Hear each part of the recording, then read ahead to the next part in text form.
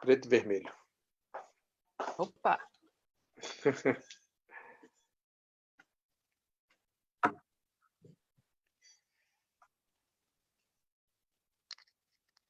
Então.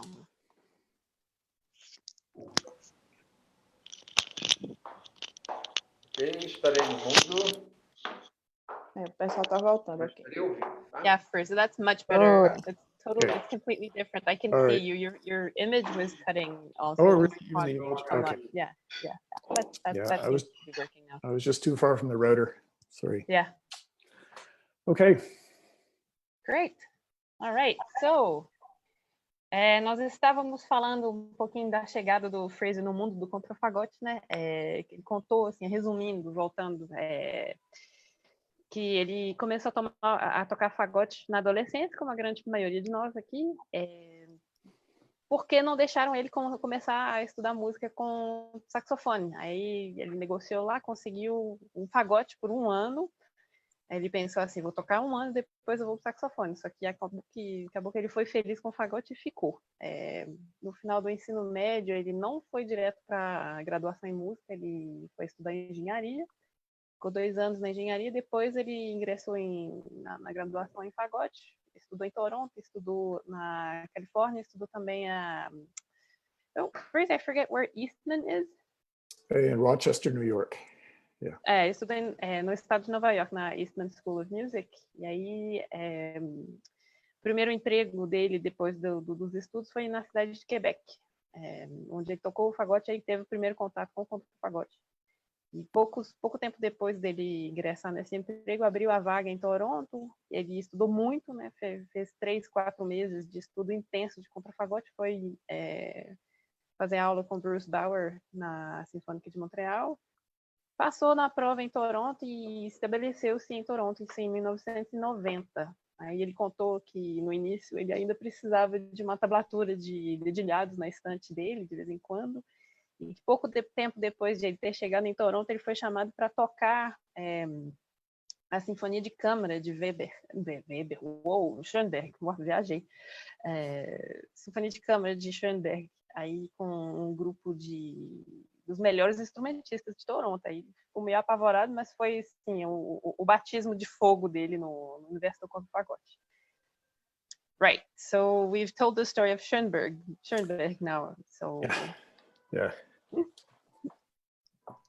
Yeah, no, I think it's funny being a contrabassoonist because you rarely take really official lessons on the contrabassoon. You're kind of just picking stuff up as you go.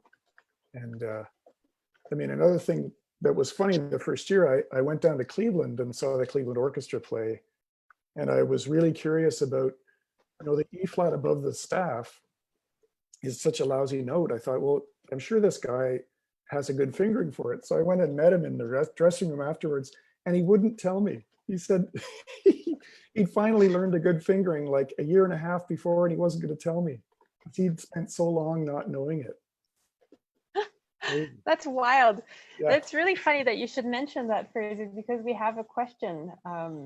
We received a question specifically about that fingering, about that Okay. note. A question from, just a minute. A pergunta é de quem mesmo, gente? Eu tô aqui, tô perdidinha.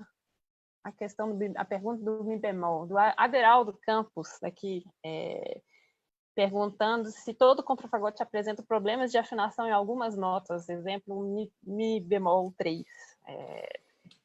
Então, o Fraser acabou de contar uma anedota aqui. Ele disse que é peculiar ser contrafagotista, porque é muito raro a gente fazer aula especificamente para contrafagote, né? Muita gente chega no contrafagote por necessidade, por acaso, e meio que sai catando cavaco, assim, vai aprendendo na marra e sem fazer aula. Só que ele, como conseguiu esse emprego em Toronto, ele quis se aperfeiçoar e ele foi procurar o contrafagotista da Orquestra de Cleveland.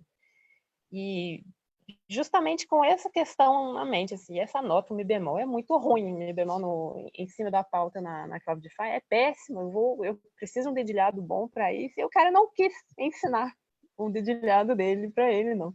So he didn't want to teach you the fingerings. What did you do? Well, I kind of, somebody told me, gave me an idea of what it probably was, and that's what I went with, but I thought, Ok. yeah. Então ele acabou pegando uma dica de o que alguém pensou que provavelmente fosse o dedilhado do cara, e ele acabou se ajustando com aquilo. Wow. So, right. Funny notes on the contrabassoon. Any Yeah. other? Well, that's a terrible note. If somebody wanted to know a fingering for it, is that right? Or Yeah, they didn't really ask for a fingering. They just wanted to know if that's actually a problem across all contrabassoons, that they will have really lousy notes. Yeah, that's a terrible note on everybody's. Então, Aderaldo, a resposta à sua pergunta é sim, os contrafagotes têm mesmo notas ruins, e o Mi bemol 3 realmente é uma delas. Right. So you played in Quebec and you played in Toronto, and you've been a contrabassoonist and bassoonist in the Toronto Symphony for 30 years now. How is it to be an orchestra musician in the same group for the whole of your career, the bulk of your career? How do you feel about that? Eu tô perguntando para ele, assim, que ele é contrafagotista e fagotista da Orquestra Sinfônica de Toronto já tem 30 anos. Aí eu perguntei para ele como é que é ser, ficar no mesmo emprego, né, na mesma vaga, no mesmo conjunto durante tanto tempo. Go ahead, Fraser. Yeah, well, I mean, first of all, I'm kind of I'm a person who tries to look on the positive side always, and usually I manage it. Some people at work, they think I'm crazy because I'm still positive about it, but that's partly how I do it. But also the orchestra's been getting better and better, so that always provides a challenge. So I don't really get bored because I have to work really hard to keep up the standard, and I still like the music, not all of the music, but most of it. And yeah, it's still a really good orchestra. We don't work as hard as some other orchestras. Some other, I know orchestras who are just slogging out, 6 days a week for 52 weeks a year, that kind of thing. But Toronto Symphony is not like that. So, and as a contra player, I still play a lot of bassoon. There's, I think, a misconception that people think I'm only playing contra, but I play a lot of bassoon, so that also helps to, it gives me variety, gives me a challenge. And I also, I just turned 60, like we said earlier, and so now I'm looking at the end of my career is not that far away. So now I'm in a stage where I actually look forward to pieces because it might be the last time I see them. Right. Então, Fraser falou que ele é uma pessoa que gosta de ver o lado bom das coisas, e sim, acho que tem muita gente aqui que conhece ele, a Ariana, eu, a gente pode confirmar, realmente, o Fraser é uma pessoa muito positiva. Ele falou que na orquestra eles chamam ele de louco, vira e mexe, porque ele ainda consegue enxergar coisa boa. Ele gosta da orquestra porque está sempre melhorando, assim, o grupo a orquestra enquanto grupo sempre melhora, o nível musical aumenta.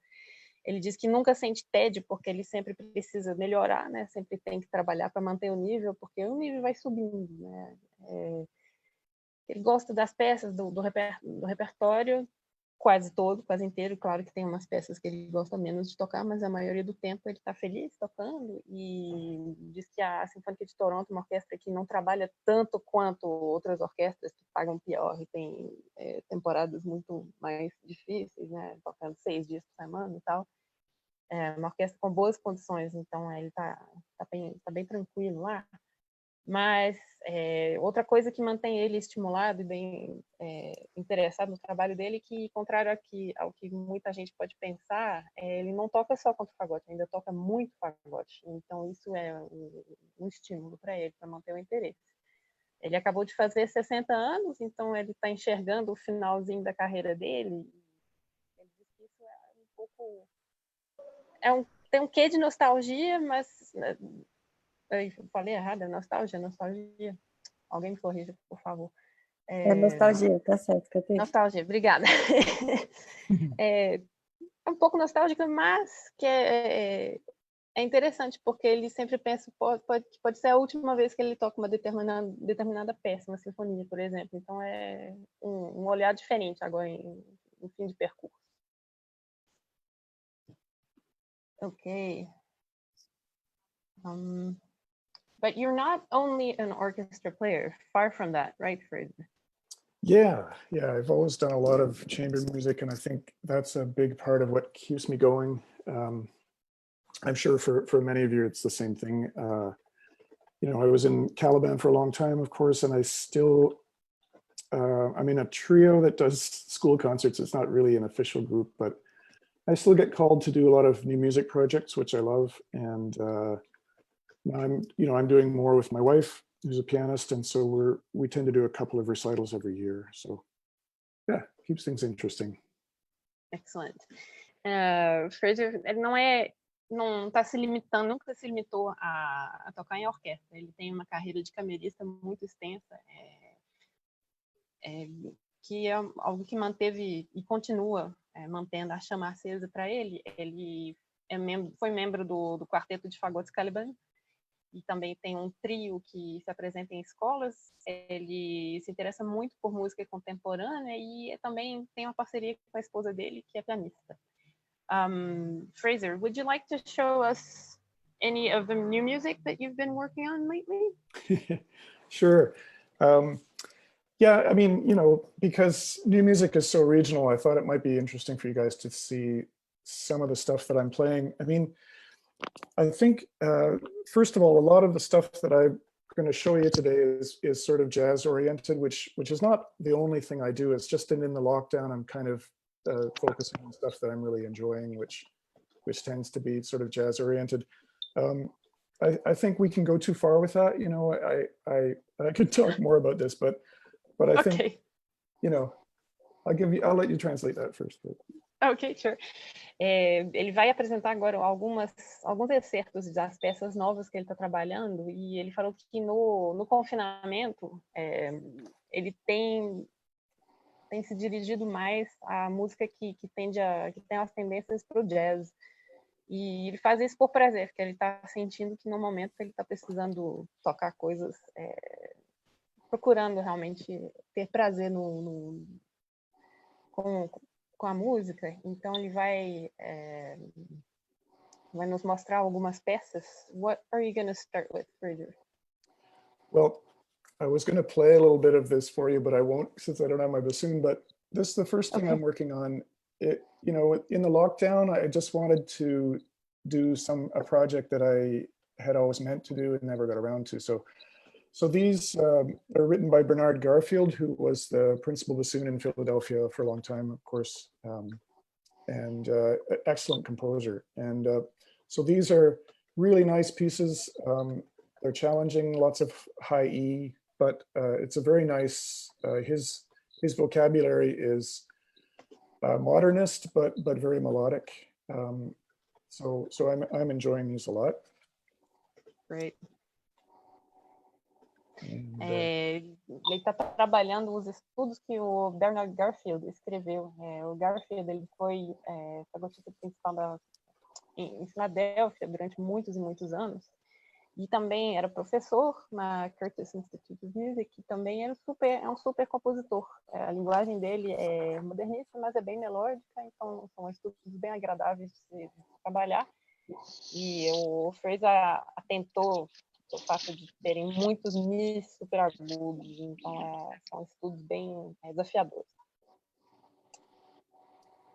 Yeah, and then I'm also, you know, everybody's doing these projects online with you know, sending in their parts and stitching them together. So the one thing I'm going to try, well, I've done one project like that, but another one I'm going to try is a duo with percussion. So it's a really good. I like this piece. It's an American composer, and it's called Pocket Grooves. So it's this one is 3 movements. This one you guys would like. Oh wow! Look at that. I played this one last year. So the percussionist plays. Oh crap! I don't have the score with me. Oh, that's a shame.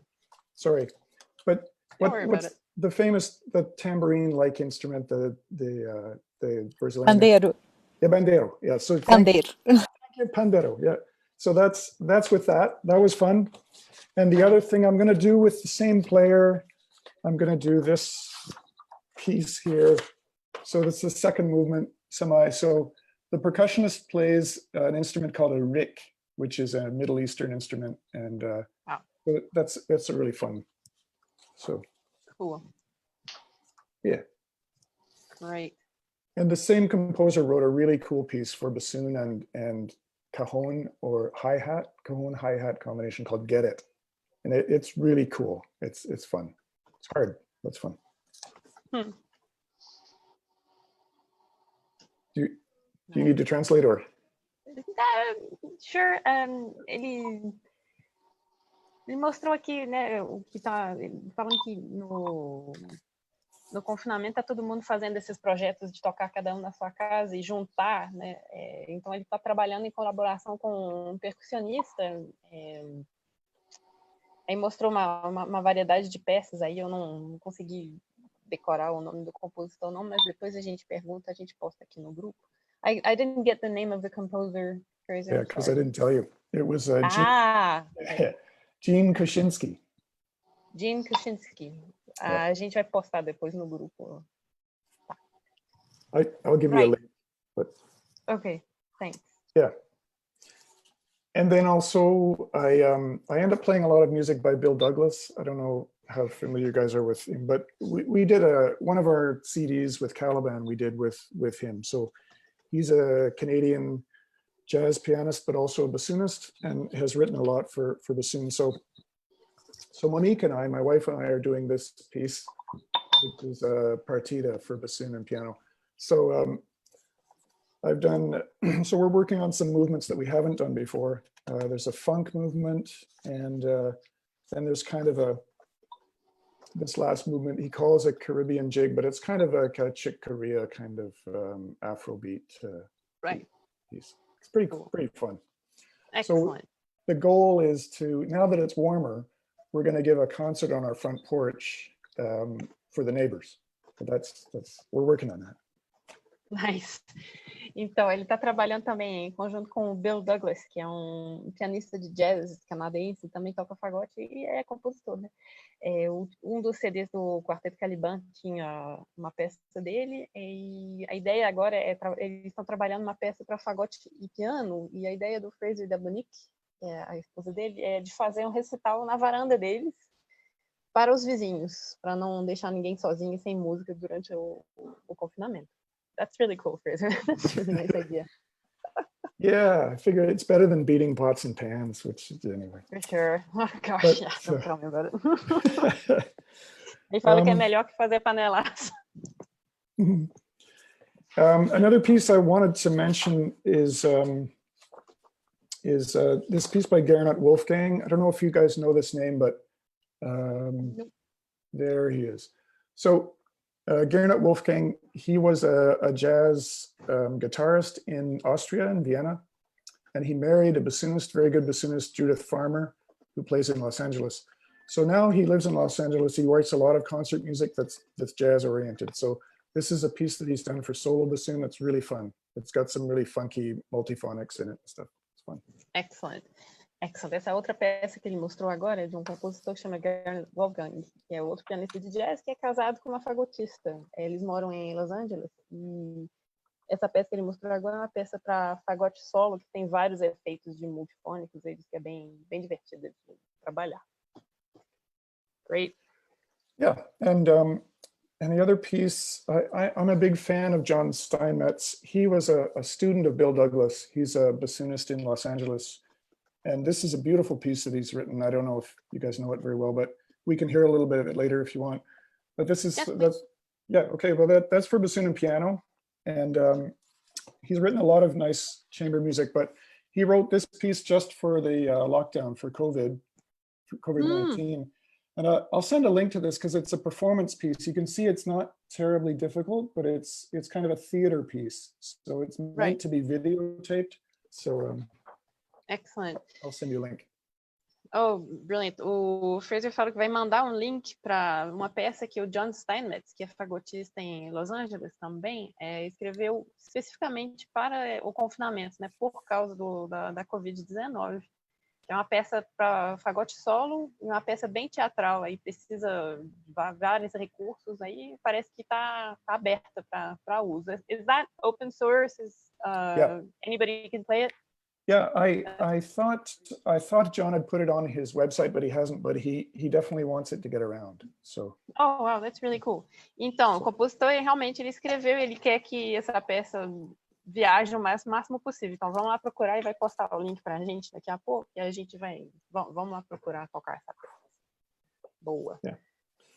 Boa. And then the other solo piece that I play a lot. You guys probably know this already, but I'll just show you anyway. It's a beautiful piece. You know this? I don't know. You play it? Yeah. Okay. I don't. So, I love this piece. Very nice. So it's Mordecai Rexman, really, he just changed the key of the original. It's a flute piece, but so the nice thing about this is you can hear really good flute players playing it, and gives you lots of ideas. But that's a really nice piece.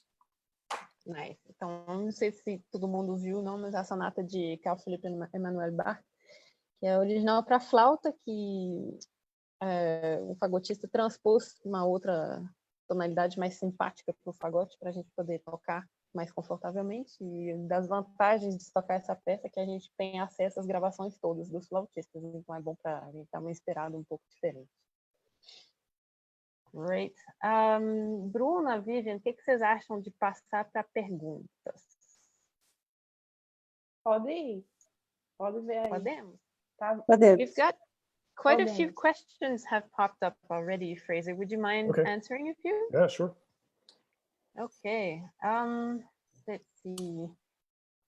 We're talking about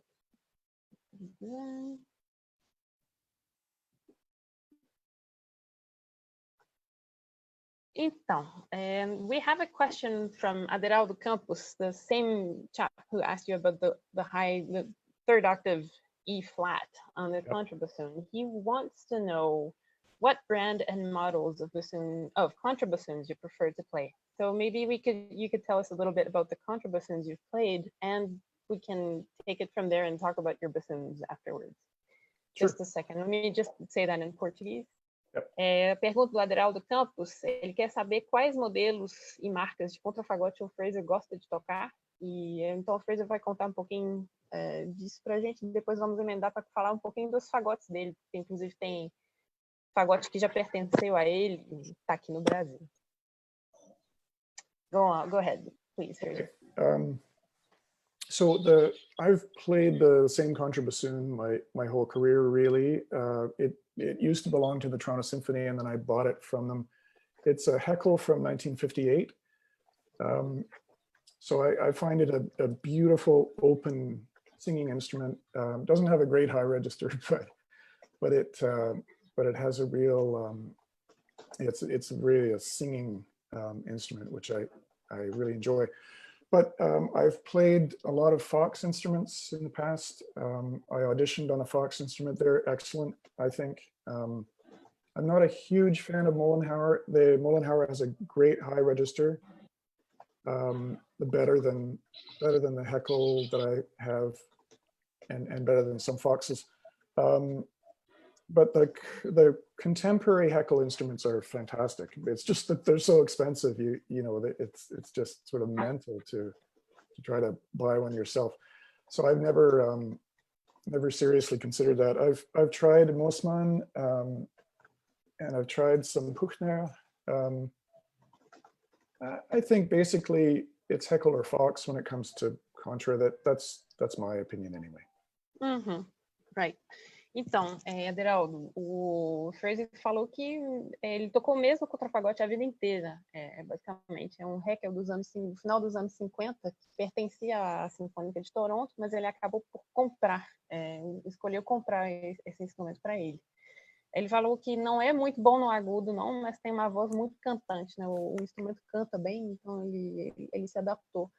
Ele já tocou vários Fox, achou eles excelentes. Ele não gosta tanto de Mollenhauer, porém ele gosta bem do registro super agudo deles, que é bem bom. E, obviamente, assim... Mollenhauer elogiou o superagudo deles, dizendo que é melhor do que o superagudo de muitos contrafagotes Heckel e Fox. Diz que os contrafagotes Heckel modernos são muito bons, maravilhosos, só que é quase impossível para uma pessoa física comprar, né? Hoje está adquirindo um contrafagote da Heckel, que esse preço é proibitivo. Então, geralmente, o que acontece é que as orquestras vão comprar. All right. And what about your bassoons, Fraser? Oh yeah. Tell us a little bit about your bassoons. Okay. So now I'm playing a bell that was made, Benson bell instrument that was made about 1.5 years ago for me. Mm-hmm. So it's made of Canadian maple and a thick wall model, and I think it's great. I'm really enjoying it. Before that, I always played Heckles. Well, except when I was long ago as a student, but it's funny because Catherine's Heckel used to be mine, and I bought it from Christopher Millard. There it is, and yeah. So I mean, you can tell them the history of my Heckles. Yeah, I will do that. Yeah. Então, os fagotes do Fraser, atualmente ele toca um bell que foi entregue para ele 1 ano atrás. Esse instrumento ele é feito de maple canadense, né, a árvore local. Ele está gostando bastante dele. Antes disso, ele sempre tocou fagotes Heckel. Ele teve vários, e um deles é esse aqui, que eu toco. Quem mandou fazer esse é o Christopher Millard. Esse instrumento ele é de 1986. Encomendou ele for Chris, depois foi para o Fraser. Depois esse instrumento ele foi parar em Nova Iorque e foi parar na minha mão aqui em 2007. Então, outra ocorrência de um fagote convidado canadense que veio parar aqui no Brasil. Muito legal. Falar um pouquinho sobre os instrumentos do Fraser. Ele teve o primeiro Heckel dele foi um 10.000, depois ele foi para esse, depois tocou um 15.000, muito recente, que a Nadina tinha, que era a esposa dele na época, tinha encomendado e não gostou muito. Passou para ele, eles ficaram assim, aí depois voltou para ela e ela acabou por passar o Heckel preto dela para o Fraser, que é um 13.000 também. E esse Heckel preto ele foi parar recentemente lá em Berlim, ele foi parar com o Stefan Zweiger. E o Fraser estava me contando mais cedo, a gente conversou por telefone um pouco mais cedo para a gente agilizar um pouco a conversa, a live, que ele foi vender esse fagote para o Stefan lá em Berlim, e no caminho o Gustavo Nunes experimentou o fagote e ficou bravo porque ele não tinha pensado em comprar ele falou, não, se o Stefan não comprar, eu vou comprar. Então, é isso, assim, teve vários instrumentos, agora ele está tocando um instrumento bell e está muito feliz, diz que está muito mais fácil de tocar na orquestra do que os outros instrumentos que ele teve antes. Então, é isso, a ascensão aí dos fagotes canadenses. So, right. So I have some photos I could show you of that. That's sort of fun. I mean, sure, yeah. Ele vai mostrar umas fotos dos eventos aí. So I'll try the screen share here. So okay, go. Okay, so this is Nunez trying my bassoon. We get it here. There he is. So it was a black bassoon, which is unusual for Heckel, but it had just been worked on by Frank. So there he is trying it.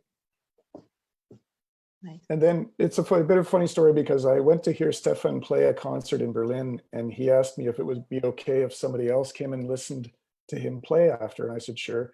So the other person turned out to be Klaus Thunemann. So there we go, student and teacher side by side. Nice.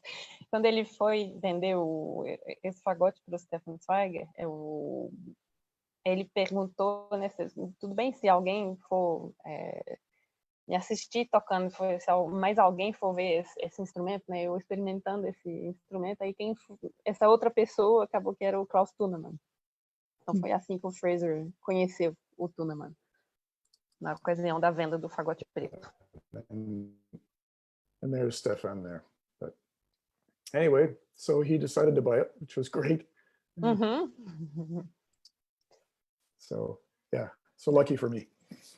Yeah, good for you. But now it's fun because you can see Stefan playing it on some of the broadcasts. He's now starting to play it in public. So he had a bunch of key work changed by a guy in Tokyo that I didn't know about. So apparently somebody good there. Então, o Stephanie está começando a tocar esse instrumento preto, que é bastante inusitado para fagote Heckel, né? Ele está começando a tocar ele em público, e às vezes nas apresentações estamos começando a ver esse fagote preto aparecer. E o Fraser comentou que ele foi em Tóquio, o novo dono do fagote, né? Foi para Tóquio e alterou um bando de coisa nas chaves do instrumento, mas é assim, né? Vendeu o fagote e a pessoa decide o que vai fazer com ele. Okay, let me see what other questions we have here. Talk about contrabassoon and bassoon. I have a question from Wesley. He lives in São Paulo. He's a student of Fábio Curies. He asks, many people try to copy their bassoon reed scraping patterns to their contrabassoon reeds, and that does not necessarily work. How do you compare your bassoon reeds to your contrabassoon reeds in terms of scraping patterns? I'll just translate that to Portuguese real quick. Okay. A pergunta do Wesley. Muitos fagotistas querem copiar suas palhetas para o contra, mas sabemos que as palhetas de fagote são um pouco diferentes das palhetas de contra em termos de raspagem. Como buscar e ter uma raspagem e montagem mais eficiente no contrafagote? So I actually mistranslated that a little bit. He wants to know specifically how to look for more efficient making of the reed and scraping of the reed. Okay. I think the biggest difference when you're making a contrabassoon reed, the sort of the abstract idea is that you don't really need a high register on the high. It's very unusual on the contrabassoon to have to play high. So whereas with a bassoon reed, you want to, it's, you know, you pretty well every reed you make, you want to be able to do the whole compass of the instrument. But contrary, you're really not worried about the high register so much. So it's a little like you're making a second bassoon reed. And so that's one thing. And then the other issue with contra is it's so easy to sound crappy and buzz that you have to really do everything you can to keep the reed dark. And so my contra reeds are relatively much more open than bassoon reeds, but they still have a lot of side to center closing. I've found in my experience, if you go too far with that, sometimes with a bassoon reed, you still have a nice dark reed and everybody's happy, but with contra, you can go too dark also. You know, you can get a colorless sound that nobody notices at all, and then you're not contributing. So you don't want to buzz, but you also don't want to sound, you know, like you're playing on a piece of wood. Or playing on a dish rag, I guess. Right.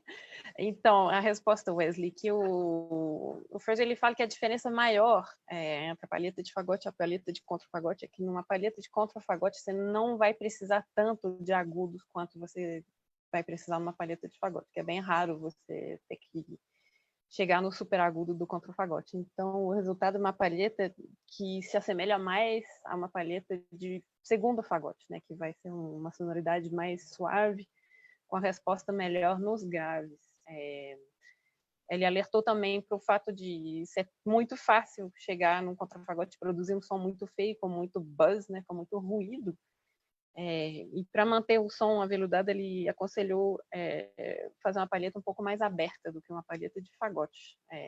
Por outro lado, também, outro perigo também é de ter um som de contrafagote que fica muito abafado, muito sem cor, sem projeção. Então, a questão é essa, assim, é procurar um equilíbrio entre um colorido no som, sem ser muito apagado, nem sem ser muito ruidoso, barulhento.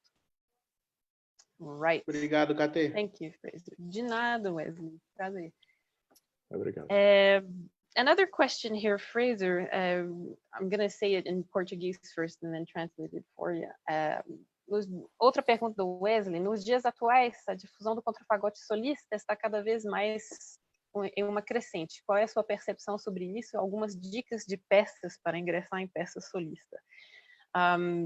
Wesley asks you, he says that a lot more people are looking to be soloists on the contrabassoon lately.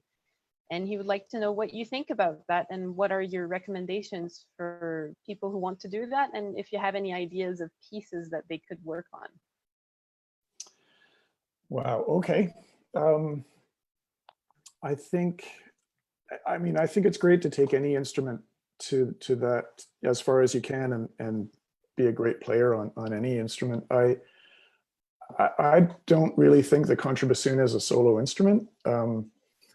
Although it can be, I think, in a small enough group. I think there are really nice pieces for contrabassoon and piano. We can play a little bit of one coming up. So I think as long as the contra is not competing with a huge number of forces, I think it can be fine. I think the contra, even the bassoon as a solo instrument, is a novelty, right? So it's very rare for a bassoon soloist to actually make a go of it, just because the repertoire is not really there. You can do it for a little while as a novelty, but I think it's even worse as contra because you just don't really have a repertoire. I can talk about some really nice pieces. There's a tape piece that I play a lot because it really allows the contra to sing without having to compete over a lot of other voices. And contra and piano can work really nicely, I think. But Nice. I think the beauty of the contrabassoon is in reinforcing groups. You know, it does a fantastic job there. But as a solo instrument, I'm not crazy about it. Ok, great. Então, o contrafagote enquanto solista, o Fraser falou que ele acha muito interessante, né, levar qualquer instrumento a ser solista, porém ele não pensa no contrafagote como um instrumento muito naturalmente solista, não. Ele pensa pensa o contrafagote como um instrumento cuja beleza está em reforçar grupos, né? E que se fosse para ser solista, ele não pode ser colocado para competir com uma massa sonora muito grande, muito densa. Então ele pensa, para quem está iniciando e para quem quer estabelecer quem quer fazer solo de contrafagote mesmo, pensar em tocar com grupos menores e existem algumas peças muito boas com piano. Could you tell us, please, Fraser, what pieces, do you have anything at the top of your mind that you could share with us? Any titles, composers? Yeah, the tape piece that I play a lot is called Deep. It's by Alex Shapiro, who's a American woman composer. That I think is a beautiful piece. Okay. So that's one. I think there's a lot of solo stuff that's really nice. Just for solo contra, of course, there's the Erwin Schulhoff famous Bass Nightingale piece, which is a good piece. Lots of the Bach cello suites work really well because they don't go too high. Those are always beautiful to play. I can play, well, why don't you translate it and then I can play part of the Bill Douglas piece as well. Sure, absolutely. Okay. Então, eu vou traduzir aqui enquanto ele procura uma coisa para tocar. Ele indicou como peças para tocar uma que é com fita, que chama Deep, de uma compositora americana que chama Alex Shapiro. Para contrafagote solo, ele indicou a conhecida Bass Nachtigall de Schulhoff e também a suíte para violoncelo de Bach. São boas de tocar porque elas não sobem tanto no super agudo, aí é mais gerenciável. And the other... Obrigado, Kate. Oh yeah, you're welcome. The other thing to think about with contra is that some pieces that are easy pieces for bassoon are difficult for contra. So there might be a piece that you think, well, I'm not going to play that on a recital because it's a baby bassoon piece and that people think I'm stupid. But if you play that piece on contra, it becomes quite a challenge. And so there's lots of those pieces to think about too. É uma coisa a se considerar também quando a gente quer reciclar repertório de fagote para o contrafagote, é considerar que muita coisa que é fácil no fagote pode se tornar um desafio muito grande no contrafagote. Então, tomar cuidado para não superestimar a capacidade no contra em comparação com a capacidade no fagote. But Bill Douglas has written quite a nice piece for contrabassoon and piano that Bill and I played at the Double Reed Convention a long time ago now. It was 2007. So I have a recording of us playing that. So it's in 3 movements. The first movement is the hardest one because Bill wrote it sort of the way he would write for bassoon, so it's super high. So I saw the draft and I said, Bill, like nobody on the planet can play this piece. What do you won't get any performances. And he was like, really? So he lowered it. It's still pretty hard. But then the other 2 movements he wrote after I had talked to him about it. So they're much more playable. Ok. Ele vai tocar, vai mostrar pra gente uma peça do Bill Douglas, que ele escreveu para ele, que foi escrita para ele, né? Eles tocaram junto no encontro no ADRS 2007. E ele comentou que essa peça foi escrita como se fosse para fagote, então sobe muito nos agudos. Então, quando o Fraser viu o rascunho para a peça, falou: não, tá louco, não vai dar, ninguém vai querer tocar isso, não, ninguém no planeta consegue tocar agudo assim, não. Então, fizeram alguns ajustes e tá aí. Tem uma gravação aí do... Are you playing the first movement, Fraser? I'm gonna play. Well, I could. Nah, I don't. I mean, I could play a little bit of it. Yeah. If you want to hear. Okay, I'll play a little bit of the first movement. Vai mostrar excerto do primeiro movimento aqui. So you'll tell me if you can hear this. Okay, Catherine. Yeah. Okay. Sure. A little applause, blah blah.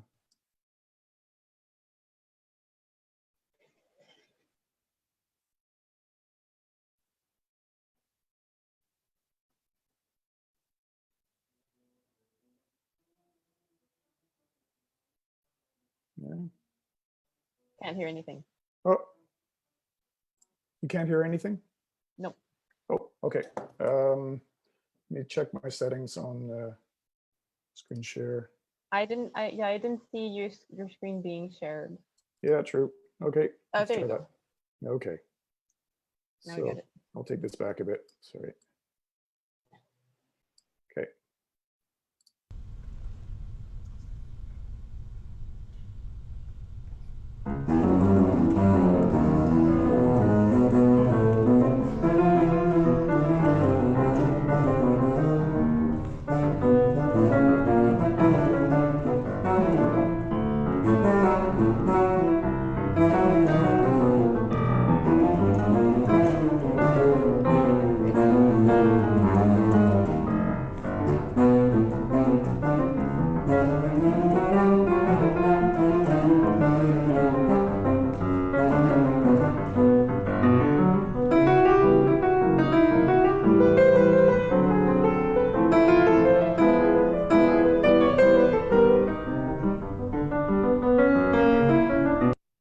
So you get the idea. That's the first movement.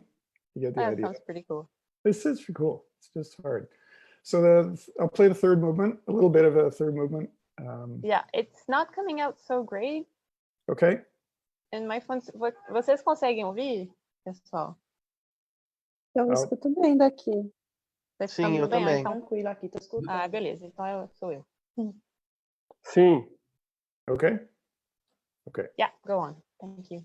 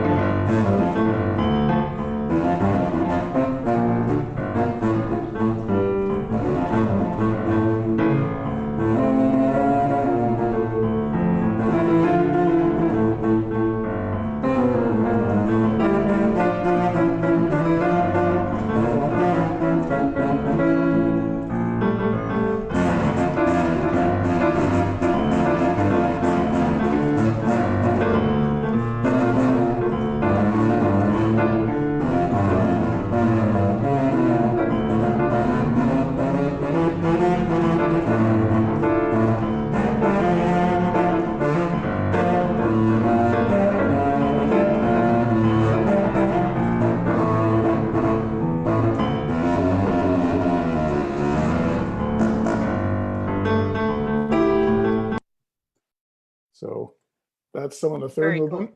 Yeah. Okay. Nice. Thanks. So I'll play. Maybe I'll play the whole second movement if you guys are okay with that. It's very apt for right now because it's called Earth Prayer, and you know, Bill is a Buddhist and a environmentalist. So this was Nice. yeah. Nice. Ele vai tocar agora o segundo movimento inteiro,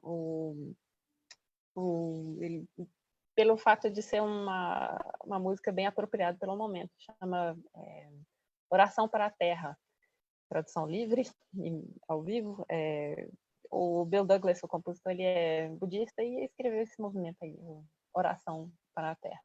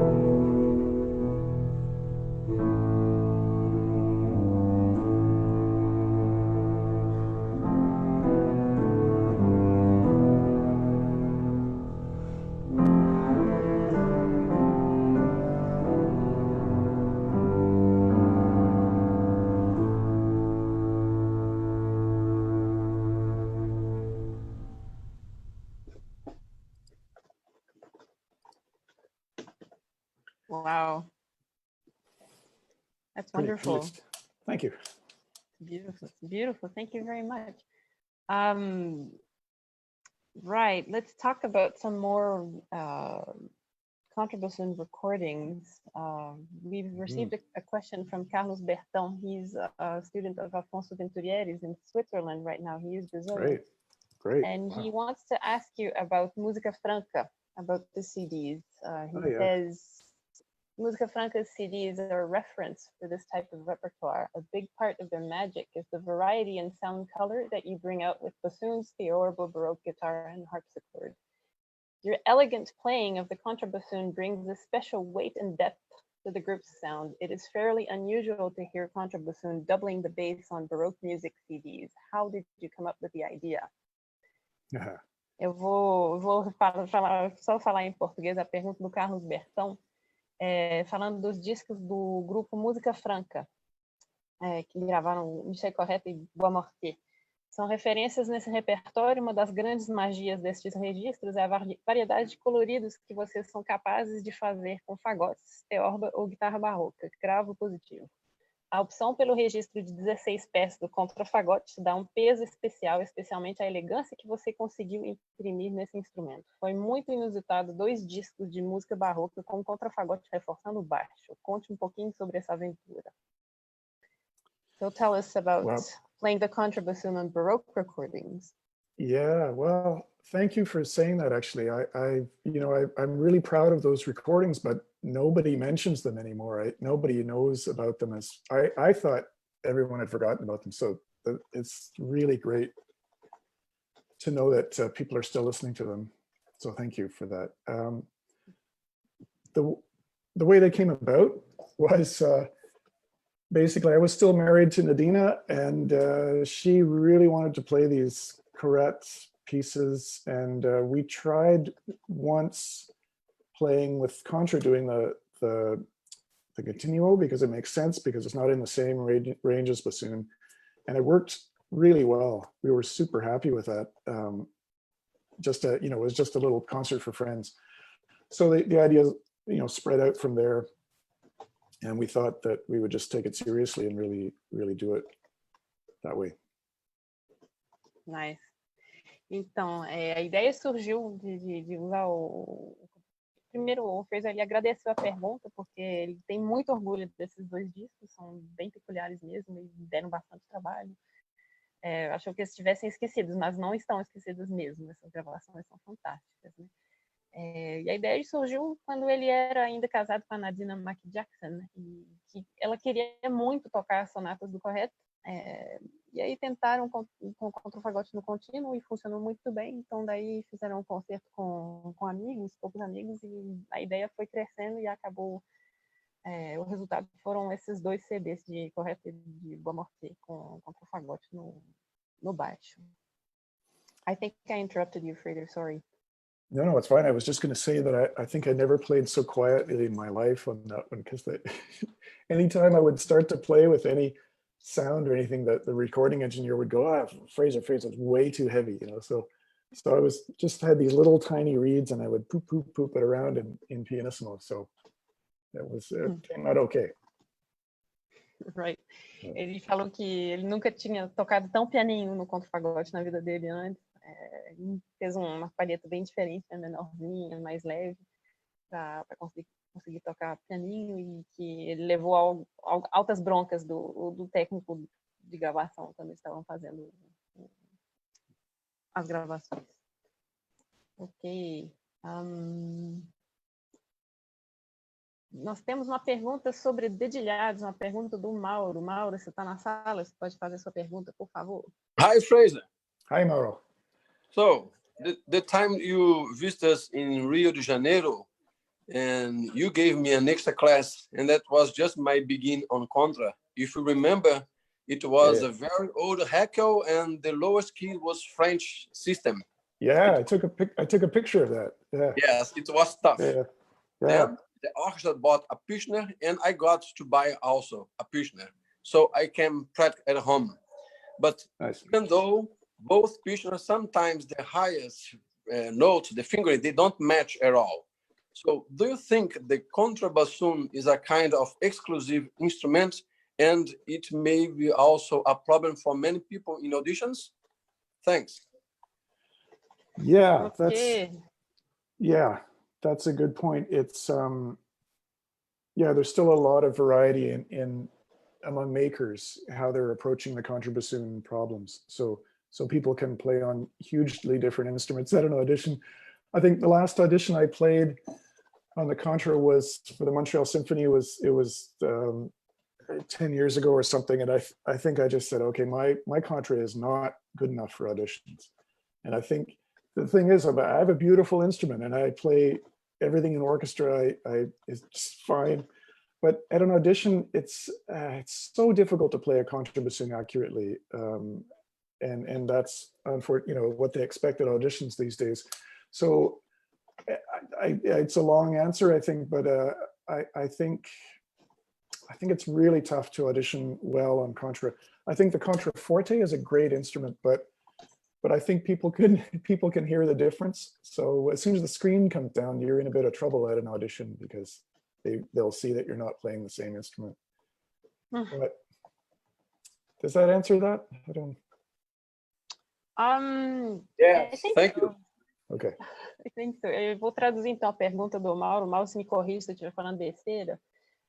Você falou com o Fraser que você, quando ele veio ao Brasil em 2009, ele te deu uma aula de contrafagote quando você estava começando. E estava começando, é isso? Aí você estava tocando um instrumento, estava tocando um instrumento que tem um sistema estranho, né? Com a mão esquerda francesa e o resto alemão. Aí depois disso a orquestra USB comprou um instrumento, você também comprou o seu, dois Kirchner, e eles são completamente diferentes um do outro, se eu entendi bem. Aí você perguntou para o Fraser se ele pensa no contrafagote como sendo um instrumento exclusivo, né, estranho, diferente de um exemplar para o outro. E perguntou para o Fraser qual que é o efeito disso para audições em orquestras. Foi isso? Isso, ok. Beleza, desculpa. Então, a resposta do Fraser à pergunta do Mauro foi a seguinte, que a última prova que ele fez foi 10 anos atrás, na Sinfônica de Montréal, e ele levou o próprio contrafagote e pensou, assim, meu contrafagote não é bom bastante para audições, eu não toco bem o bastante para audições, não, porque o que é esperado de contrafagotista em provas hoje em dia é meio surreal. Ele falou que é dificílimo fazer provas de contrafagote, porque o repertório é muito difícil, o instrumento é muito diferente. Quando você chega tocando um instrumento que não é o seu, vai ter muita coisa diferente, muito estranha, então é bem complicado. O único jeito de ter assim, segurança é levar o próprio instrumento. Ele falou que o instrumento contraforte é excelente para fazer prova, né, que é um instrumento mais fácil, mais manejável, porém, quando cai o biombo, já a orquestra vai ver que você está tocando um instrumento diferente, você pode estar em algum tipo de encrenca, assim, por não estar tocando um contrafagote, mas sim um contraforte. Ok?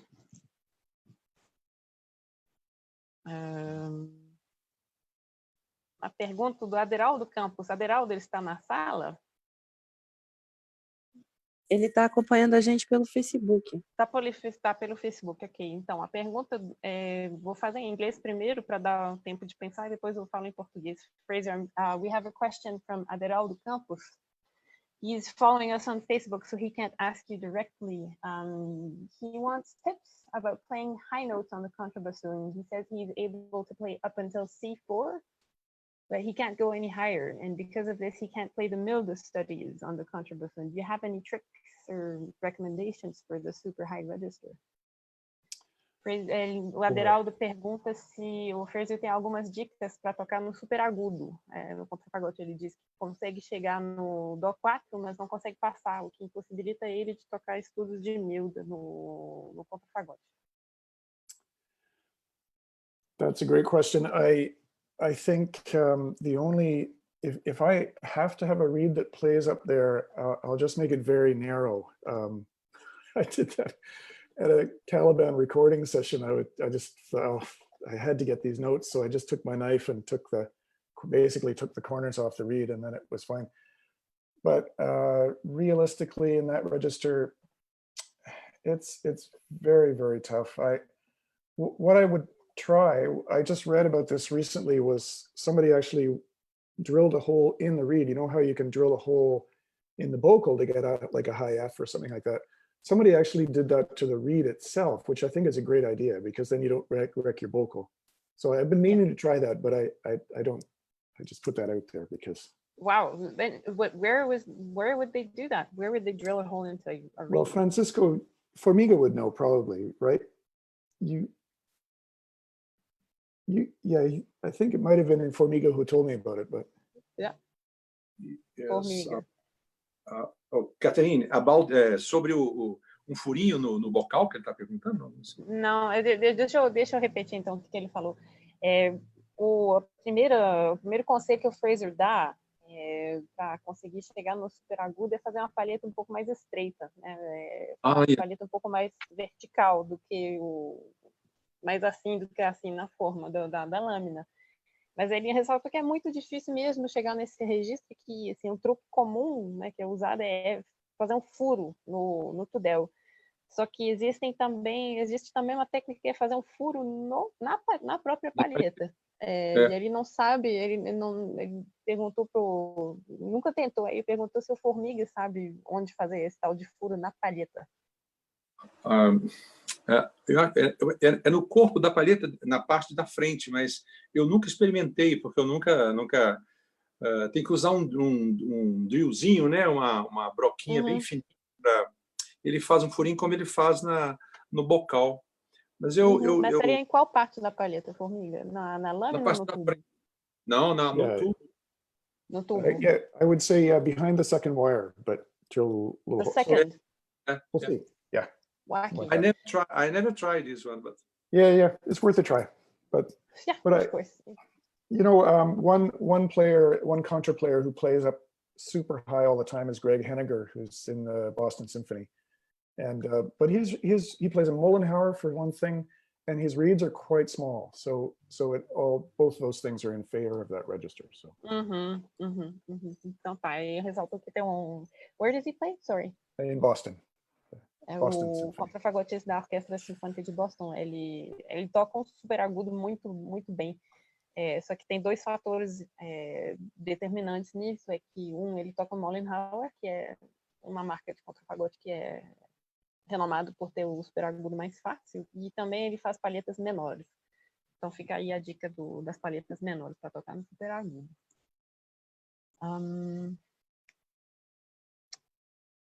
Okay. Ainda still thinking about the contrabassoon. What is the limit of dynamics on the contrabassoon? What's the loudest you can play? Have you ever had problems with air leaking through the sides of your reed because you played very loudly?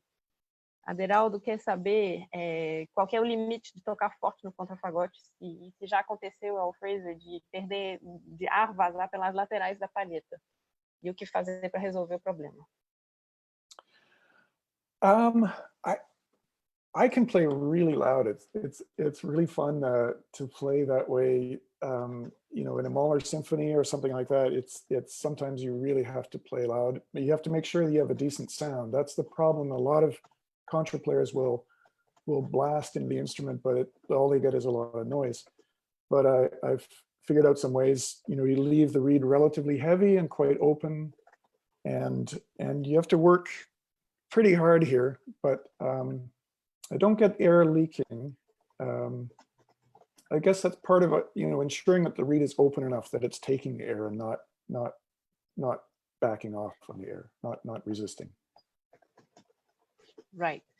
Aderaldo, o Fraser respondeu que ele consegue tocar muito forte mesmo no contrafagote e que ele adora fazer isso, por exemplo, em Sinfonia de Mahler. Só que a questão de tocar fortíssimo é de manter a atenção, dar atenção para a qualidade sonora, né? Não tocar forte e acabar conseguindo fazer só barulho, tem que manter um som bonito. Então, para isso, ele deixa a palheta bastante pesada e bastante aberta para que o ar não escape para que a palheta não resista ao ar passando. Daí a necessidade de ter uma palheta bem abertinha. E ele falou que requer mais força muscular do que talvez você esteja acostumado. Então, a dica é essa, uma palheta mais pesada, mais aberta e um bom condicionamento físico na musculatura. Ok. I just want to say hi to Romeo. So see you there. Hey. Okay, go. Romeo.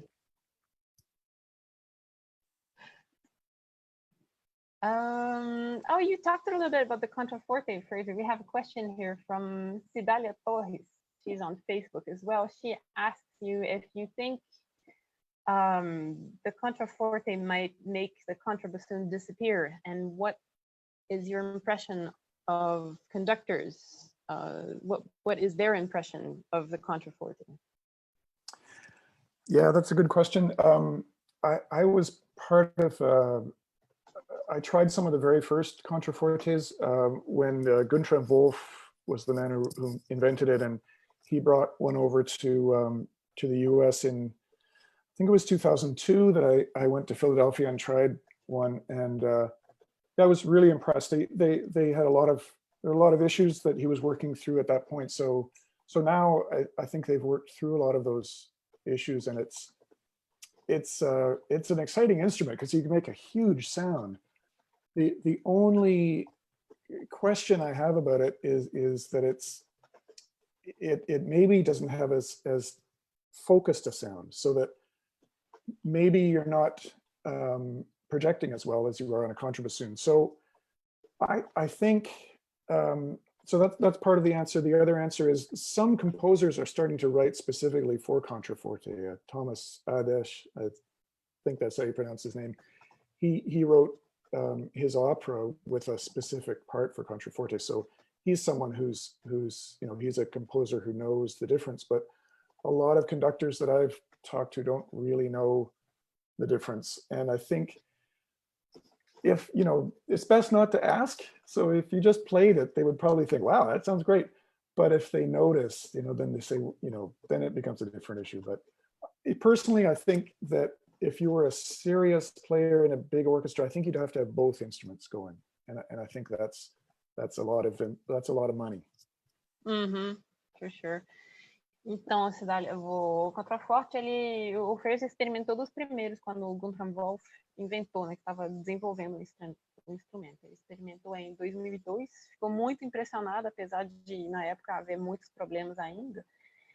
Mas desde então resolveu muita coisa. O instrumento, o contraforte, ele produz um som enorme, gigantesco. Mas uma ressalva que o Fraser tem a respeito do contraforte é que talvez não, ele sente que talvez não tenha o mesmo foco que o contrafagote tem no som. Então, em termos de projeção, talvez não seja tão bom quanto o contrafagote. No quesito de regentes gostarem mais ou menos de contraforte ou de contrafagote, ele falou que a impressão dele é que se você não falar nada para o regente, a maioria não vai reparar. Um outro fato interessante é que alguns compositores estão começando a escrever especificamente para contraforte. Então, tem gente, sim, que sabe muito bem a diferença entre um e o outro. Mas quanto o contraforte eliminar o contrafagote da face da terra, acho que não tem essa perspectiva, não. So no risk of contraforte wiping the contrabassoon off the face of the earth so far, Fraser? I don't know, I mean, one of our flute players went and heard a concert in Washington, D.C. The contra player in Washington now he only plays contraforte. And she came back and she was just raving. She said, Fraser, you have to buy one of these instruments. They're amazing, So it's really tempting. I mean, the reason they developed it was to build an instrument that could play loud without sounding crappy. And so that it does that. But it's a bit too much money for me to invest in at this point, but I think it would be really fun to play. Então, ele refinou um pouquinho a resposta aqui, comentando que uma flautista da orquestra dele foi ouvir um concerto em Washington, D.C., onde o contrafagotista toca um contraforte, e ela ficou encantada, voltou falando que o Fraser precisava comprar um instrumento desse, que era maravilhoso e tal. O Fraser falou que é tentador, né, que o instrumento ele foi inventado exatamente para conseguir tocar forte, fazendo um som bonito, que o instrumento realmente consegue fazer isso, mas que é um investimento gigantesco, que poucas pessoas têm condições de fazer. Então, por esse motivo, talvez demore um pouco a se estabelecer a supremacia do contraforte nas orquestras. Ok. Queria chamar o Romeu agora? Fazer a pergunta. Hi, Fraser. My question is very related about what you are talking now about the contraforte, because I saw some pictures of the Kronwald Contra. It's a contrabassoon actually, and they made like a mixed between the both instruments. And I would like to ask you if you have tried this, because they have like a full contrabassoon, and it's really nice because it divides close to the bell, and then you have a smaller case, and this is a really nice feature. But also they have two holes on the crook that allows you to play really high notes. I haven't tried. I tried the two last times I was in Germany. I tried to contact them, but the instrument was too far for me to try it. But I would like to ask you: have you tried this instrument? Because it's fantastic, the idea. Yeah. No, I did. This is the first I've heard of it, so that's really interesting. I think that's a great idea, because there's some parts of the contraforte I don't like so much, like the angle of the reed. It comes up in your mouth this way, which it's so bizarre for me. I don't like it, but the size of the pads makes so much sense. Yeah, they're huge, and it makes sense. It's because the contrabassoon pads are just that size because that's the biggest ones they had back when when Heckel was designing. So it's not logical. So it's so that's cool that they're changing the contrabassoon to be more logical. That's smart. Yeah, actually, it's not a Wolf instrument. They made like a with Walter, Rudolf Walter and Wolf, Guntram Wolf. They made like a partner in the making of this instrument. But I also have a different question for you, because I remember very clear in my mind when I made a class with you in Belo Horizonte. It was really fantastic because it changed my conception of sound and contraplaying. And I would like to ask you, because when I play in the orchestra, I very often uses a lot of extra fingerings to shape the sound, and different from the bassoon. The bassoon is very sensitive in this point, because if you add many fingers, the sound completely changes. And I would like to ask you, how do you use this kind of changing in the contraplaying, in the orchestra and in solo pieces? Do you allow you to add a lot of fingers, or do you try to keep as much close to the fingering table as possible? Yeah, no, Can I translate that first? Yeah, please. Sorry. Yeah. Sorry. Sorry. Então, o Romeu mencionou primeiro que ele viu fotos de uma mistura entre o contrafagote e o contraforte, que é um instrumento que se divide perto da campana, que permite o uso de um estojo menor, e também falou que esse instrumento ele tem furos no tudel. E perguntou para o Fraser se já havia experimentado. O Fraser falou que nunca tinha ouvido falar, achou uma ótima ideia, porque, na verdade, se trata de um instrumento que é uma adaptação de um contrafagote que tenta se aproximar de um contraforte, não é isso, Romeu? Na verdade, é um contrafagote que eles adicionaram esses recursos que o contraforte tem. Então, ele além de ser exatamente um contrafagote, o tamanho do tubo e o som ser igual, eles colocaram, na verdade não são furos, são chaves no tudel, porque o contraforte ele tem tem 2 furinhos no tudel com os cabos tipo de bicicleta, é até bem engenhoso, mas nesse contrafagote da Kronwald, que chama o instrumento, ele tem essas chaves, então eles conseguiram adicionar esses recursos no contrafagote, e além dele ser um instrumento que divide, que é maravilhoso, porque você pode carregar numa mala sem parecer um surfista, você consegue ter esse registro agudo mais elaborado. Legal. Aí, Romeu, depois você falou, você lembrou o Fraser da aula que você fez com ele aqui em BH, foi em 2009, não foi? Não lembro Aí o ano, disse mas... acho que foi 2009, sim. Tem um tempão já. Que mudou sua concepção do som, né? Que muitas vezes você usa muitos dedilhados alterados no contrafagote, quando você vai tocar em orquestra, e o Romeu, ele perguntou pro Fraser como é que ele aborda isso, como é que ele usa o dedilhado alterado, se ele se permite usar muito, se ele se mantém no arroz com feijão, nos dedilhados. Sorry, Fraser, thank you. Yeah, no problem.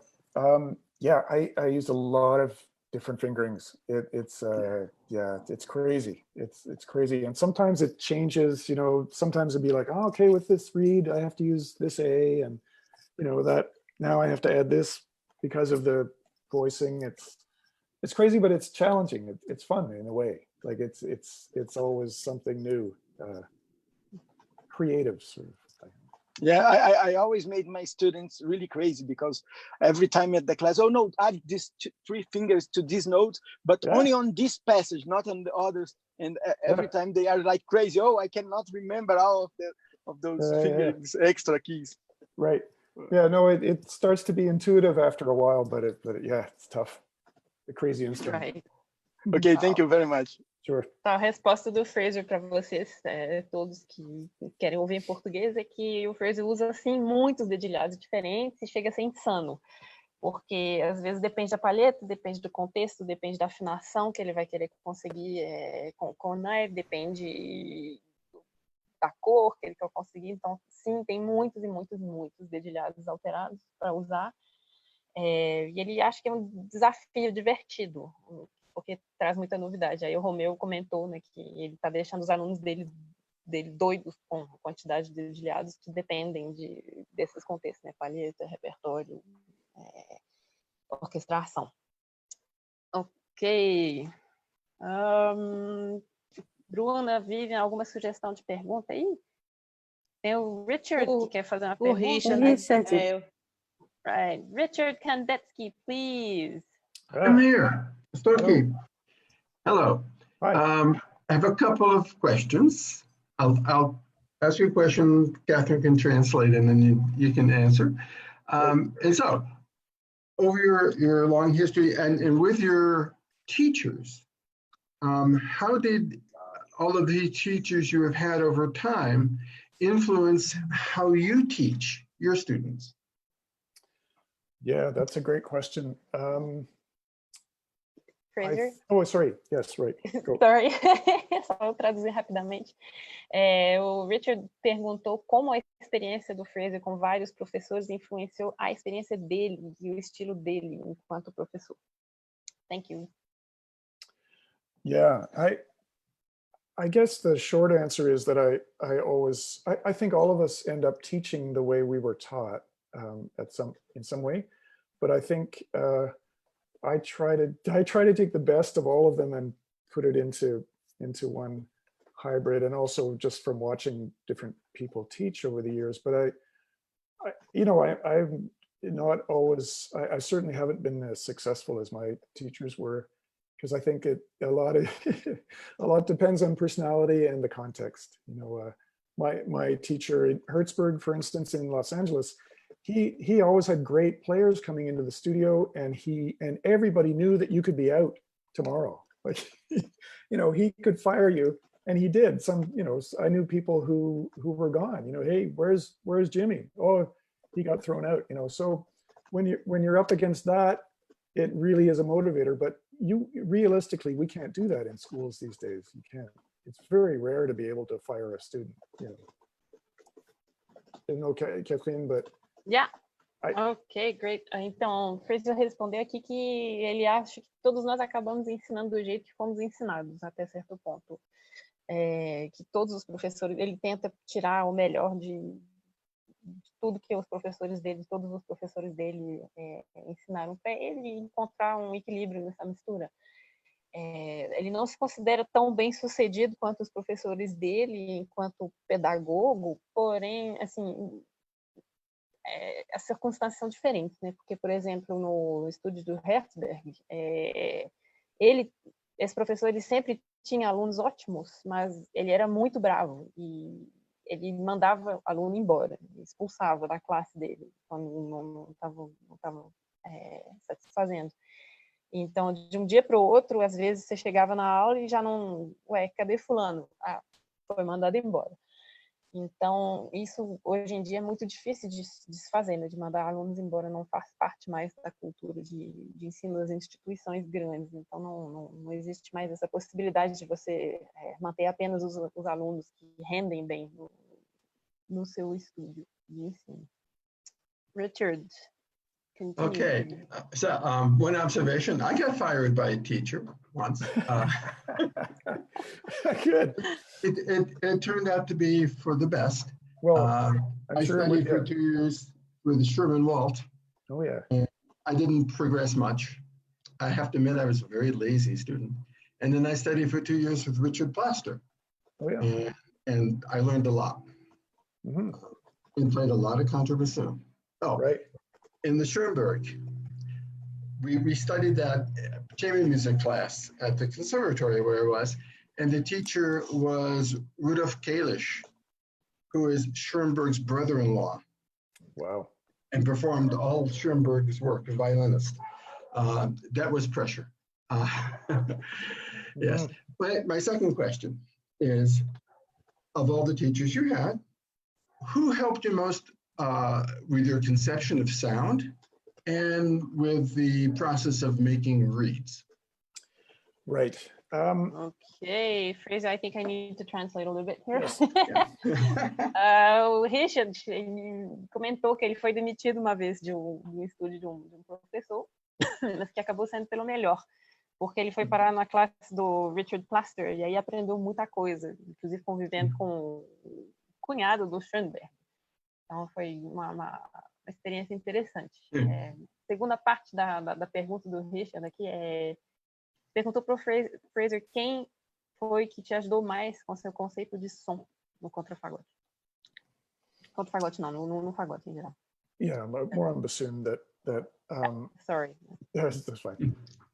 Yeah, it's an easy answer because for me it was Christopher Millard. He was a revelation for me in terms of a reed maker. He was the first reed maker I had who could explain the physics of what is happening when a reed vibrates, and that for me that was just such a eye opener, like a mind blowing experience. But I also loved his sound, and you know, well, you know, I mean, in North America we have a real spectrum of sound, and some of it can be very bright, and I really didn't want to do that. And so Chris was the first player that I came across that had a beautiful, dark, rich sound. And so I used to play this cassette. He gave me a cassette of him playing the Fash Sonata on a recital. Well, he didn't give it to me. I just recorded him playing it. And I would play that over and over again. And I used to play it for students at school, and they'd be like, wow, who's that? And I would say, Chris Millard. And you know, now he's a big, well-known teacher and still a beautiful player. But in those days, in the States, they didn't know about him. So it was a nice find for me. Uau, então a resposta do Fraser a essa pergunta de quem foi o professor mais influente no conceito de som, ele respondeu que foi o Christopher Millard. Ele é um fagotista canadense que nasceu na Colômbia Britânica e agora ele é o primeiro fagote da orquestra do National Arts Center em Ottawa. E o motivo pelo qual o Fraser ficou tão impressionado com ele é que na América do Norte a gente tem um espectro muito grande, muito aberto de concepção de som de fagote. Tem um muito brilhante e um muito escuro também. E o Chris Millard ele fica mais realmente muito mais pro lado do escuro. E o que marcou muito o Fraser foi a arte de montar, de fazer palhetas do Christopher Millard, que ele e eu posso testemunhar que eu também fiquei bem impressionado com isso. O Chris, ele é das poucas pessoas que conseguem explicar a física de uma palheta, o porquê de uma palheta funcionar ou não funcionar, do porquê dela ter um som escuro, não ter um som escuro, ter um som brilhante, porquê dela... enfim, ele tem isso muito bem explicado ficado na cabeça dele, ele consegue realmente passar isso para os alunos dele. Então é isso, assim, a pessoa que mais influenciou o Fraser nessa concepção de som foi o Christopher Menard. Aí nós vamos para a terceira parte da pergunta do Richard. The third part of your question, please, Richard. Oh, yes. Subcontrabassoon, Richard Bobo's project. What do you think? Wow. Okay, Catherine. Já. O Richard perguntou o que ele acha do projeto de subcontrafagote, que é um projeto maluco de um fagotista que chama Richard too, right? Richard Bobo. Yes. Richard Bobo. Tem esse projeto maluco de um super mega contrafagotão. I think he has too much time on his hands, I think.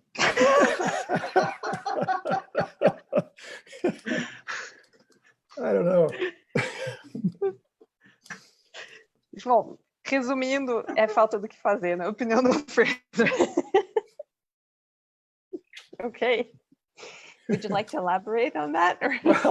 Well, I get the desire to find something down there, but I think there's a lot of work to be done on the contrabassoon before we start doing that. I mean, in the Montreal Symphony now they have this octave bass, which is an octave below the contrabass, and that's pretty cool. But even that, you're like, okay, well, that's a lot of money for I don't know what, really. Do you have to stand on the stool to play that? Yeah, 2 people have to play it. Yeah. One bows and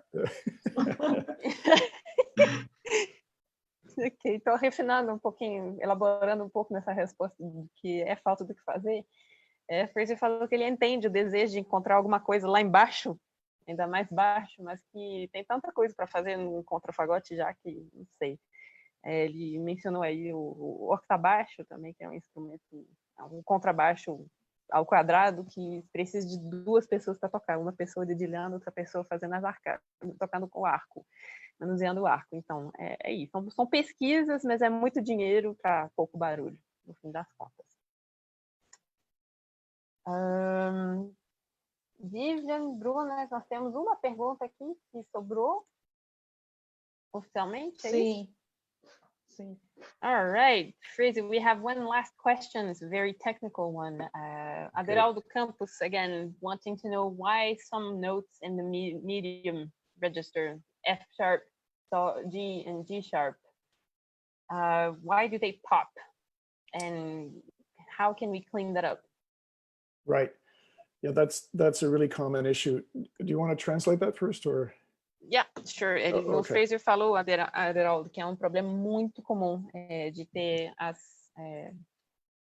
algumas notas no contrafagote, o Fá sustenido, Sol sustenido no registro médio do contrafagote, elas estalam. Aí você perguntou se tem como limpar e tal, e primeiramente o Fraser gostaria de falar que é um problema bem comum, que não é nada para ficar espantado. All right. In my experience, first of all, if your reed is not open enough and not heavy enough at the tip, you'll get that crack pretty reliably. So what I found is to open the reed a little bit more, and the thick section at the very center tip of the reed, make that a little bit wider so that you don't have, how you're getting thicker as you come into the middle of the reed. Just make sure that the center area where it's the thickest is a little bit wider. And then those are the main ways around it. And then there's a fingering trick you can try if your contra will allow it. If you play the low D and the middle octave key at the same time, if you can, with your thumb, that'll clear out the note for sure. Okay, Chris. And the second, what? The second? The low D, and then what? Well, the first octave key that you can that you reach with your thumb. So C sharp, then middle octave key, and then high octave key. So they play the middle octave key with the low D. Ok, eu vou pedir socorro aqui para os contrafagotistas na sala, por gentileza, que eu não sou contrafagotista, eu não entendi que chaves são essas, não. Formiga, Romeu, Mauro, tem Wesley, Vivian, por favor. Aderaldo, o Fraser responder aí que, na experiência dele, se a palheta está fechada demais e fina demais, essas notas vão instalar mesmo. Então, uma solução possível seria abrir a palheta e fazer a palheta mais grossa no meio da ponta. Eu vou até pedir, a gente poderia até pedir para o Fraser mostrar um desenho, talvez, uma palheta exatamente que ele mostrou com as mãos aqui, mas não sei se ficou muito claro, não. E aí ele deu uma dica de dedilhado, que é de acrescentar a chave de ré grave e mais uma chave de registro, a chave de bocal, mas eu não entendi qual chave seria essa. Então, se tiver um voluntário, um contrafagotista ou uma contrafagotista voluntária na sala, por gentileza. Alguém? That's a very technical question. It's good. It's a very technical question. It would be interesting to see it, but I think your contrabassoon is downstairs, isn't it? Somewhere, it's in a different room. Ok. Yeah. Então, na verdade, essa questão das chaves que ele falou realmente ajuda muito a colocar o ré, mas é o que ele disse, realmente depende mais da palheta e do instrumento. Alguns instrumentos realmente têm uma resistência muito grande nessas notas Fá sustenido, Sol e Lá bemol, mas depende muito do instrumento. O nosso contra lá da USESP, ele tem uma resistência no Sol chatinha de atacar, mas eu já peguei contras que você simplesmente faz a posição e sopra e isso sai natural. Então, é um misto que pode ser palheta ou pode ser realmente o instrumento. Uma coisa que o nosso contra também da estadualzinha também tem esse problema, e uma coisa que às vezes funciona é apertar o registro A, né? Às vezes funciona. Sim. Fraser, actually, when I come to OSESP to play, the former contrabassonist of the orchestra created a key, because when you play the first register, it opens two holes. One is closer to the key, and the other is in the U-tube on the button. And then he created a key that you press like opposite and opens only on the U-tube the hole, and it works really fantastic. And maybe this is a tip that people that have this kind of difficult notes on the contra, those notes, then you create a key that you opens. The key was really thin and it broke after some months using, but now I don't use the rest here, and I always press this key with the thumb in the tube. There is a small key that you can press, and maybe it makes easier. You can, if you don't know about this, you can try also, because it's making the life really easier. Yeah. Good. I'll try that. Nice. Fun. Easy life is good.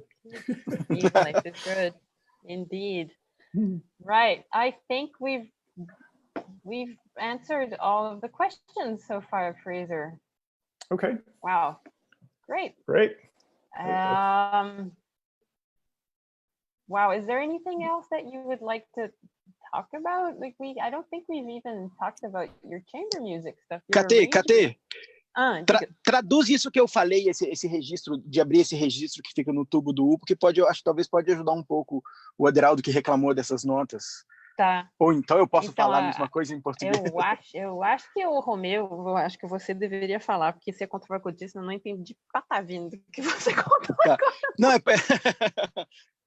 deixa eu ativar a câmera. É porque no contra, quando você aperta o primeiro registro, ele abre dois furos, geralmente nos contras mais modernos. Um furo é bem alto no tubo de metal e outro é lá naquela voltinha do U, onde fica a saliva, tem um furinho que abre ali. Então, uma coisa que eu faço no contra, e que todo mundo que estuda comigo, que toca nesse contra lá da USESP, que tem essa resistência nessas notas, Fá sustenido, Sol e Lá bemol, uma coisa que ajuda muito é tentar abrir esse furo que fica só na voltinha do U, que dá um pouco de trabalho, tem que ir com o polegar, mas você cria meio que um falso registro para essas notas que quebram muito, então facilita bastante. Então, se o Aderaldo quiser testar, não sei se como é o contra que ele usa lá, mas no nosso funciona muito bem. Você aperta com o polegar, abre só esse registro que fica na parte do U, e assim as notas não quebram decididamente, você consegue fazer pianíssimos sem ter essa instabilidade no instrumento. Bom. Maravilha, obrigado, Romeu. De nada. Então, vamos tem uma coisa que o Fraser gostaria muito de falar, e eu também gostaria muito que ele falasse, é dos arranjos dele, porque além de ser contrafagotista e fagotista, ele é arranjador. E nós conhecemos aqui no Brasil várias coisas dele, principalmente dos quartetos de fagote, mas ele tem arranjado outras para outros conjuntos. Então, Fraser, we'd like to know a little bit more about your arrangements. What have you been working on lately? What's your experience? How did you come to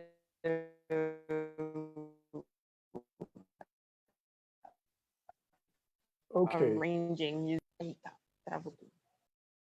Okay, you were kind of breaking up there, but I think just about the arrangements. Yeah. Sorry. Yeah. So no, that's fine. So yes. Yeah, so I did a lot of arranging for Caliban, but now that's not around, I'm doing more for bassoon and piano, obviously, because I'm married to a pianist. But also I've done a lot for our school trio. So we have a school show that has basically all my arrangements. So that's flute, clarinet, bassoon. So there's a lot of stuff that I've done for that. And the most interesting things that I've done recently for piano is I was telling you, a chamber music version of the Ravel Piano Concerto in G, and then also the Mother Goose Suite for the Poulenc sextet combination. That one I just did a few weeks ago, so I haven't had a chance to try it with live humans yet, but I'm excited about it. Ok, great, brilliant.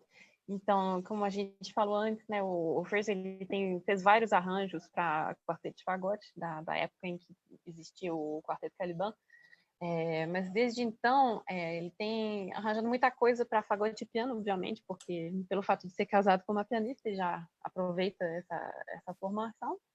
Ele tem arranjado muita coisa também para um trio de flauta, que é formado por flauta, clarinete e fagote. É um trio deles que toca muito em escolas, apresenta coisa em didática. E os arranjos mais interessantes e animadores que ele fez, que ele está mais animado ultimamente, é o arranjo do concerto para piano em sol de Ravel, que é para um conjunto de 9 instrumentos. E também o arranjo de Mamãe Gansa, também de Ravel, para o sexteto com piano, então um quinteto de sopros com piano. Então esse aí ele não testou ainda com pessoas, né, ao vivo, só tem a versão do computador, mas ele está muito animado para ver o resultado ao vivo. So if anyone is interested, the Ravel, our performance of the Ravel concerto is on YouTube. If you look up me on YouTube, I think you'll find that.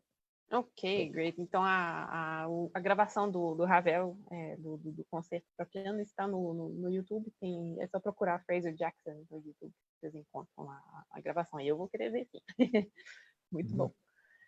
All right. I think this is it, Fraser. Would you like to make any final observations? This has been really fun. It's so nice to meet a lot of you, and the fact that you're doing this is really awesome. It's my wife is super envious because she said that pianists would never get together like this.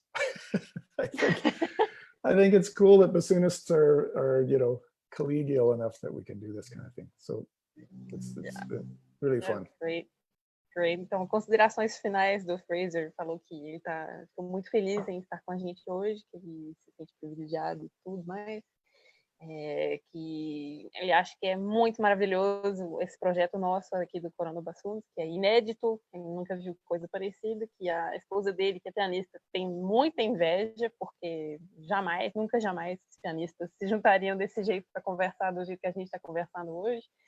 Então, agradeceu e parabenizou a iniciativa, disse que ficou bem feliz de poder compartilhar essas informações com a gente. E tem uma coisinha que eu esqueci de falar com ele, esqueci de abordar, nesse mesmo assunto dos arranjos, ele tem vários arranjos de peças que não estão, já são do domínio público, então ele está disponibilizando esses arranjos para nós. Então, quem estiver interessado em saber um pouquinho mais sobre os arranjos do Fraser, que são do domínio público, é só manda um grito aqui para mim. no grupo no grupão lá do Corona Bassoons, para a gente poder agilizar, né, para poder disponibilizar esses arranjos. Fraser, we forgot to talk about the public domain arrangements that you're making available. So Yeah, yeah. I just said to people that they can send me a message or send a message on the big group, so that we can get a link, or just figure out how to get stuff to them. For sure. Right. Yeah, absolutely. Okay. Yeah, I had, if you want, I have one other piece that I could play as people are leaving. You don't have to stay and listen to it, but. Oh, great. Is that an idea? Please do. Yeah, it's a great idea. It's just, I think Bruna probably wants to thank you and to just say goodbye to everybody, and then you can say that for us. Thank you, Fraser. It was great. Yeah, pleasure. Eu quero agradecer a presença do Fraser Jackson aqui no Corona Bassoons. Quero agradecer a Ariana, a Catarina, a professor Formiga, que fizeram essa ponte para trazer ele para cá. Eu sou muito agradecida por isso. Eu ia pedir para ele, se quisesse acrescentar algo, mas ele já falou, né? Eu queria saber se ele tem planos futuros aí. Bruna, she wants to know if you have anything else that you want to say, and any plans for the future now that I suppose that now that you're coming near the end of your career as an orchestra player, what's the plan for later? Yeah, that's a good question. Before I leave the orchestra, I have to record a CD with my wife. So that's just stupid that I haven't done anything yet, but I will do that. And then our plan is to move to Quebec, back to a French environment, and we're going to try to build an ecological house and live maybe an hour and a half away from Montreal. I have a book that I need to give you back about ecological houses. What? Sorry, I do. Wow. I just remember that. It's crazy. It's probably out of date. It's out of date by Probably, now. Sure. probably, yeah.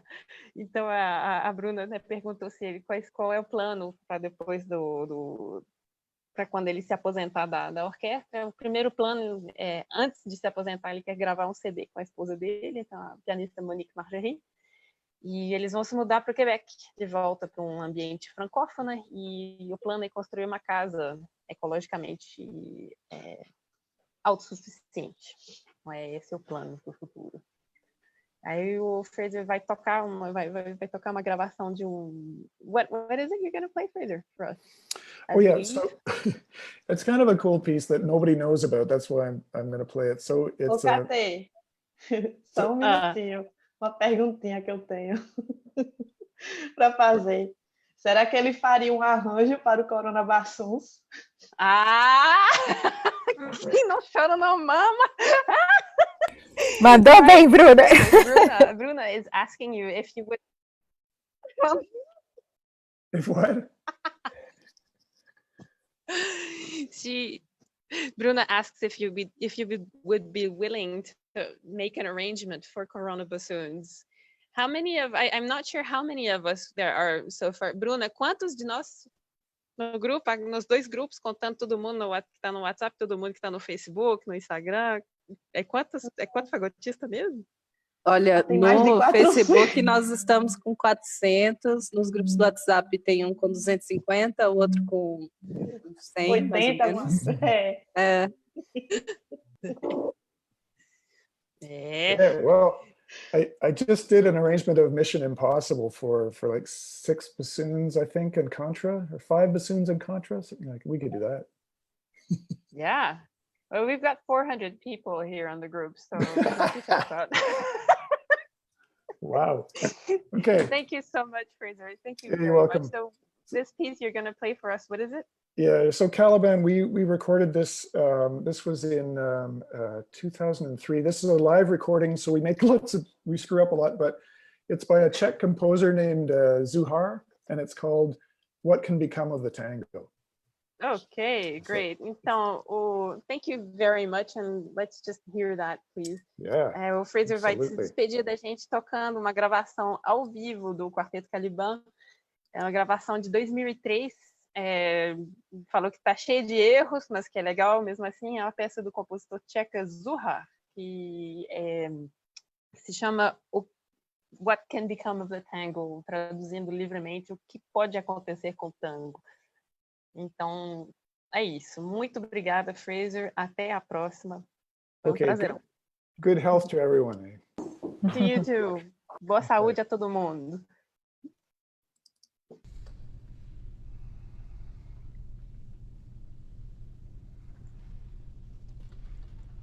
Ok, pessoal, muito obrigado. Até a próxima. Felicidade Até. a todos. Obrigado. Tchau, tchau. Beijo.